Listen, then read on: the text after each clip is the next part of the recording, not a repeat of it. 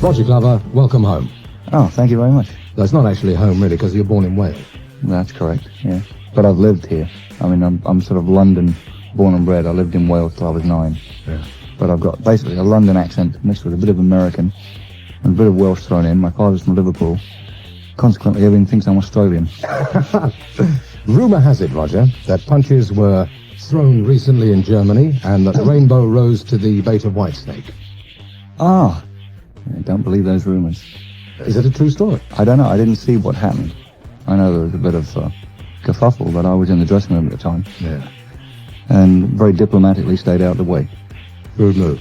Not my problem. Not your problem. You got any regrets that you've rejoined a successful major band at all? I never have regrets. I was given a piece of advice when I was young. Never regret anything. And I've lived by that.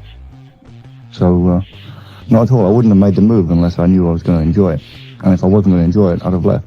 When I started with Ritchie, it was purely as a producer. And in fact, there was never intention on Ritchie's part or my part for me to become part of the band. That happened purely by accident, because he didn't have anyone else available to play bass by the time we got to the studio. So I started playing, and in fact, I really enjoyed it. I hadn't really played seriously in about 6 years. And after about 2 weeks, I thought that I was playing better than ever. Probably because I'm such a lousy bass player in the first place. You didn't go from Purple into another group, which I'm sure you could have done because people must have offered you. No, I didn't want to do that because I've been all through that routine. And it's a heartbreaking routine. The first album, the new publicist, the third on the bill in America, the clubs in England. And I've done it so many times. And I like to work, but I wanted to work at something fresh and something new. I needed something fresh. And since the production thing happened more or less by accident, I sort of produced a couple of albums and then I produced Nazareth, purely as a sort of something fun to do on a day off kind of thing. I didn't really take it seriously. But when Nazareth became successful, it became obvious that there was a career waiting for me. And so I decided more or less to give up playing and go full-time into production. And there were a couple of times in that 6 years where I thought about getting a band together. But I think it's a question of meeting the right people, and I never met the right people I wanted to work with. One of the things about being in a big band, like Purple, I'm in a band with a big name, is that you kind of get a little bit of that glory rubs off, and you become an ex-Deep Purple member.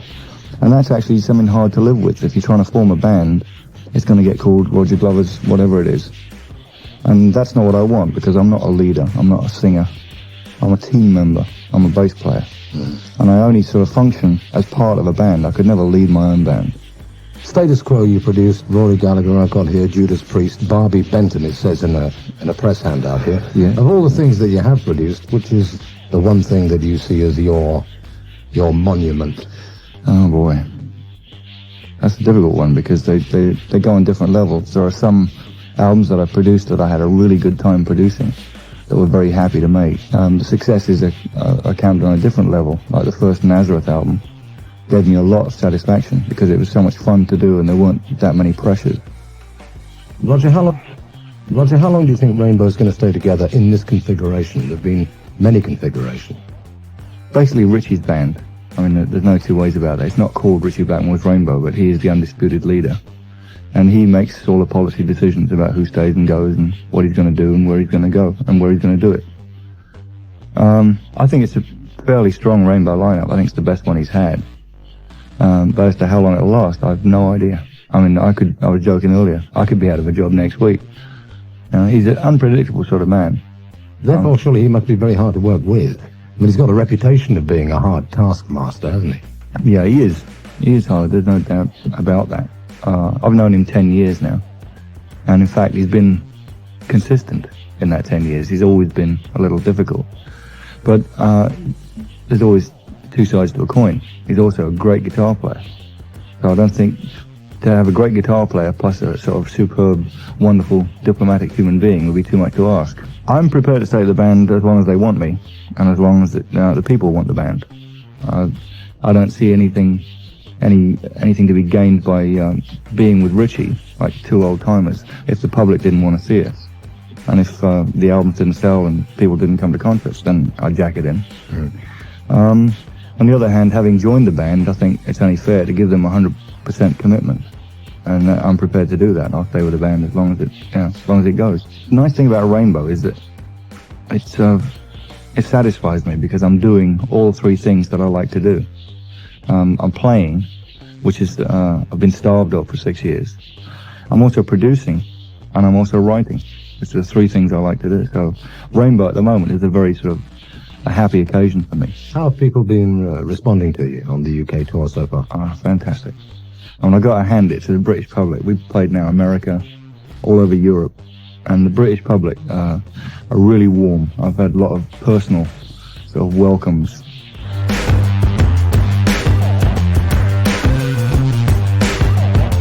Hello, this is Roger Glover, and I'd just like to say congratulations to Holland for having such good taste to make Love Is All a #1 hit, and also congratulations to the programme Top Up for 10 years of fantastic quality television.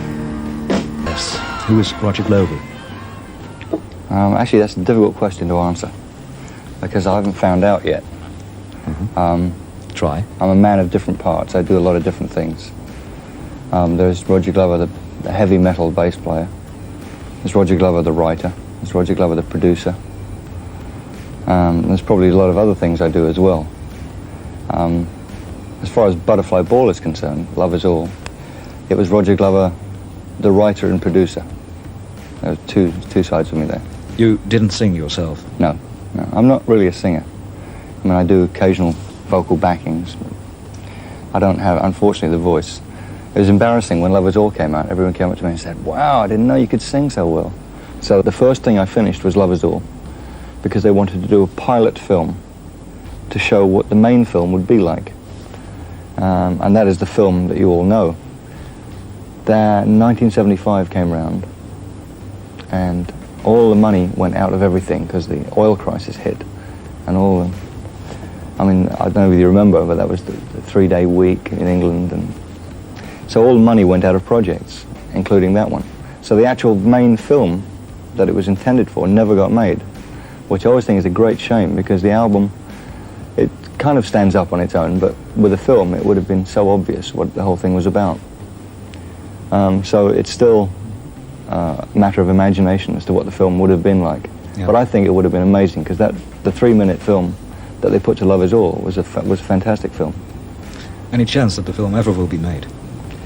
There is a slight possibility. Butterfly Ball is one of those projects that keeps coming up. I mean, I sort of don't do anything with it. I've changed managers now, so the whole thing is very much in my past.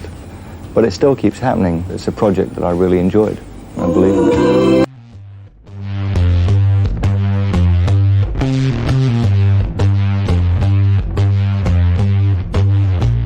Heavy metal musicians like, for instance, Rainbow's Roger Glover aren't exactly known for their artistic sensitivity, but as we discover in this story, images can be deceiving.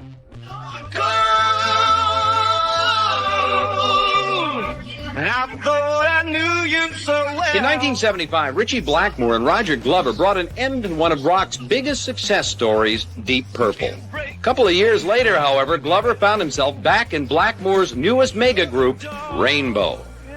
Tonight, if I was wrong, I want to make it right. Even though Glover continues to crank out intense rock and roll, his home life is surprisingly serene. When he's not making music, Roger engages in an introspective art oil painting. And painting was one of those things I just assumed would be my career.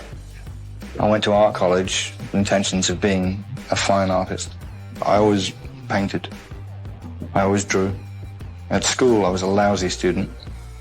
Maths, I flunked. Chemistry, physics, I flunked. French, geography, history, everything I was totally useless at. Which I hope doesn't show a lack of intelligence, just a lack of purpose. Glover is proud of his earlier work in Deep Purple, yet he feels they've been overrated. I think it's become a phenomenon. I think it's become far bigger a phenomenon than we realized at the time. I remember being in the band at that time, we knew we were selling records and we knew we were successful. But what's happened in the meantime is that this whole legend has grown out of it. I think Deep Purple certainly had its influence. There were a lot of bands around that that were very influential. Although Rainbow, with 18 gold albums, may prove even more successful than Deep Purple, Glover feels that modern music has lost its creative edge. Right now, rock, I think, in my opinion, is in a bit of a doldrums, the hard rock part, because it's all been done, and most people are kind of entrenching themselves in dollar rock, making sure that it's commercial enough to sell and get the radio play. And in a way, that's made the whole thing kind of bland. And in a way, we're guilty of it ourselves. Throughout his partnership with Ritchie Blackmore, Glover's music has been pigeonholed as heavy metal. All these terms really are invented by journalists, and the public catches on to them. I don't think musicians use them that much, other than the fact that because everyone else uses them, you have to use them. Heavy metal, I really don't know what the phrase means, but I don't think it sums up Rainbow. A Rainbow concert has always got to be an exciting thing, not just a cabaret show. Not just going through the motions of looking like a rock star. Music, to me, when it's live, it's got to be unpredictable. It's got to be pure energy. And when it starts being predictable, then that's when it becomes cabaret. And that's what I hope we'll never be.